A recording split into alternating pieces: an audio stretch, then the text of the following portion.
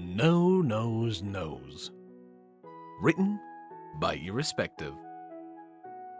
Chapter 12. Celestial Musings. Celestia drew in a long breath as she finished removing her regalia. The day had turned into quite the emotional trip, and after everything that had happened, she was ready for it to end. The flight back to the train had been straight and short, but exhausted as he had been, Bean carefully thanked Celestia for the flight before entering the train car. It was just one more desirable trait that needed added to Bean's how to woo his wife list, along with the way he tried not to hide his obvious depression in order not to disturb her. Unfortunately, the signs of the war between his troubled heart and his wounded soul were far too easy for Celestia to pick out with her vast experience, no matter how he attempted to put on a stoic front. Still, she found it difficult to contain her own sorrow as she watched her husband first sit down on the cushion with a thud, then slowly collapse like a bridge that had lost its structural supports.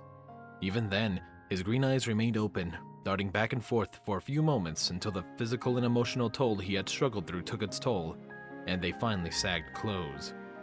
Her musings was disrupted by the lurch of the train as it began a long trip home, and it was going to be a long trip, particularly for Bean, who had been through so much in the last week that it was hard to believe that he had not been crushed to a pulp yet. No mortal should be forced to bear her burdens, but he had put on his shoulders to the load and lifted far more off her own back than she had ever expected. Then he had continued to lift, dealing with Luna in discord, deciding to stay with her despite the opportunity to escape matrimony, and that didn't include his dalliance with the other young mare that had almost undone her before he had even realized what he was doing. And to top it all off, he had confronted his parents, a task that had most almost broken him. Yet somehow he'd come through all of it with a fairly good attitude, and with a desire to do what was right. He had been fantastic about asking for directions and actually following them afterward, while eager to do more. It was like he thrived on being helpful, and he wanted to contribute no matter how or where. Her heart broke all over again when his muzzle scrunched up in agony, and she nearly let out a soft gasp of compassion when he began to twitch and whimper. She had no doubt that he was being tormented by the events of the day, and this would not do. Celestia tiptoed gently over to his uneasy resting place, then slowly lowered herself next to him until their sides were touching. She then spread one wing over him with a touch soft as the first rays of morning light, and she smiled deeply, with the tense muscles she could feel pressed against her belly begin to relax, and he began to sleep into a peaceful slumber.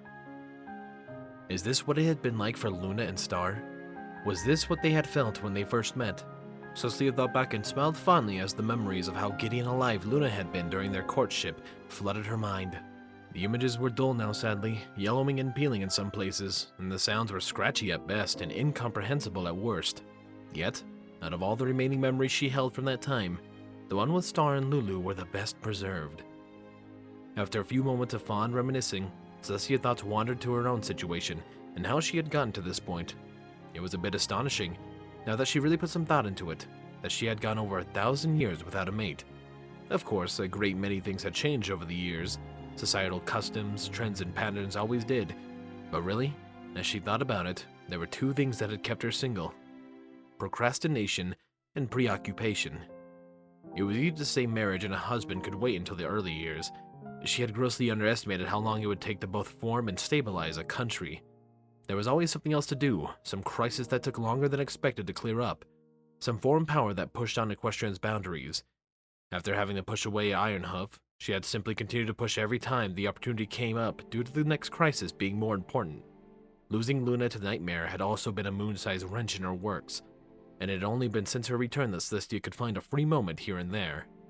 Always another diplomat to host, always another treaty to forge, always another request to consider. Perhaps it was destiny that had denied her over the years, those mystic cords that bound all the pony kind to one another, and from the past to present shaped and directed events in strange and mysterious ways. And maybe she hadn't found her mate on the simple fact that this introduction on the stage of life was scripted for 1,000 years after her own debut. She glanced down at Bean again. If that was the case, the wait had been worth it so far. Perhaps it was even sweeter because she had waited. Even if this all had been just one large fluke, she had really been favored to have Bean as the one to fulfill the terms of her law. Out of the millions of stallions who lived in Equestria, she had somehow found the one who was kind, who was thoughtful, and who was innocent. She had first thought he was naive, but his actions had shown that he was trying to be observant and engaged. He was naive in a very small way, perhaps, because the life of a royal was a completely unknown to him. But he approached everything with amazement and yearning to understand, and he was inclined to make the best of whatever situation he was in. The fact he wanted to have a relationship with her proved that. But even there, he was being respectful. He hadn't tried to force anything in their relationship. In fact, he seemed to be holding back to ensure he didn't cross a line. It was obvious from his mannerisms that he wanted her to be comfortable with how things were between them, and to not go too far and upset her. In reality, though, she was probably more comfortable with how things were than he was. She smiled a bit to herself as she moved and began nipping his mane with her teeth. Star Trek had always enjoyed it when Lulu did this to him, to the point that he would freeze, his eyes would roll back to his head, and his tongue would loll out. He had claimed at the time that all Earth ponies enjoyed such grooming, and now she could see for herself. The happy groan of pleasure escaping out of Bean after a minute or two settled the matter. She smiled more and levitated his notebook out of his saddlebags. She quickly flipped a How to Court page, and then pulled out a pencil out of his bags. Celestia stared at the writing utensil, and Bean chewed on his pencils. She allowed herself the smallest of frowns. No pony was perfect, and that was something she just had to work on with him. She ignored the tooth marks and moved to write down a thought, but then she saw he had added another item to wooing her. Frequent nose boops, and she chuckled in agreement, then simply wrote, nipping/grooming on his side. There were so many little things that she could have written, from the way she loved to see that little wrinkle just above his nose when he made a face, to the look in his eyes when he saw something new that needed new words to describe it. But they could wait. So she returned the gnawed pencil and a precious list to their places and regarded the pony responsible for them. She was content to let him progress the relationship at his pace, especially if that made him feel at ease around her. Above all else, that was what she really wanted. It was what any wife would have wanted from her husband, she suspected.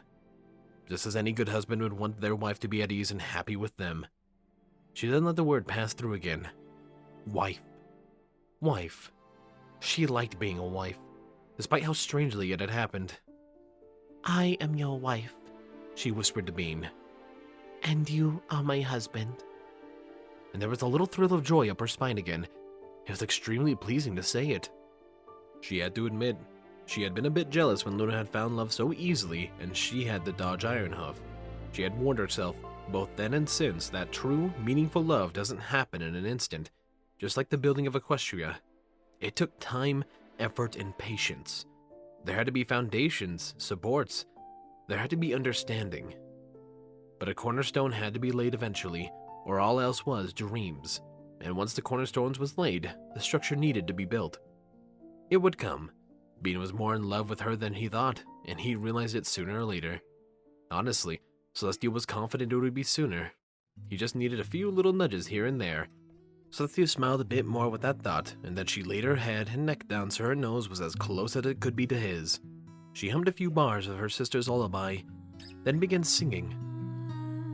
Hush now, quiet now, it's time to lay your sleepy head. Hush now, quiet now, it's time to go to bed. Drifting off to sleep, exciting day behind you.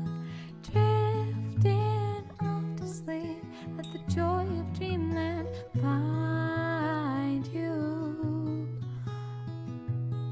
Oh, hush now, quiet now, it's time to close your sleepy eyes. Hush now, quiet now, and recall sunny skies. Hush now, quiet now, it's time to have a sleepy spell. A surge of delight flowed out of her chest and through her whole body as Bean smiled and snuggled into her side. Pressing her own body up against her husband in return, Celestia wrapped a wing around his shoulders, held him close, and ever so gently booped up against his delightful nose.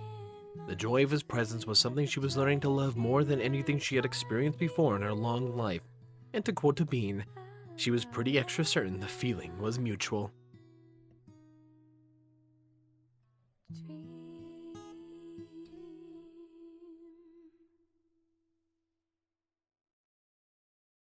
There we go. A very short, but an absolutely adorable chapter. I really loved making this. And to my other viewers who are watching this, with my other series, Do not expect too many uploads, at least this month until the end of Christmas. I'm still working on a heartwarming special, and I can't wait to, get it out to you guys. And I hope you guys enjoy it when it does come out on Christmas. Either that or Christmas Eve, I have not decided fully yet. What I have decided fully is how much I love my Patreons. Thank you, my tier 1 Patreons: Chase Lemaster, Starlight Blaze, Sword Brethren Mordred, Thine Tiny Equine, Squall Windfeather, Stew Hex, and Rainflicker. My tier 2 Patreons: Captain Blue Shadow, The Animated Ghost, Solus, and HKH4 aka Texture. And of course, a large thank you to Silent Titan. I appreciate you guys' support so much, and it means a ton to me. If you want to support me in other ways, well, your viewership is more than enough. However, a like, comment, and of course subscribing does mean a lot to me and does help me with the algorithm, so I'd appreciate it a ton. Anyways, this has been Firehearth. Have a wonderful day.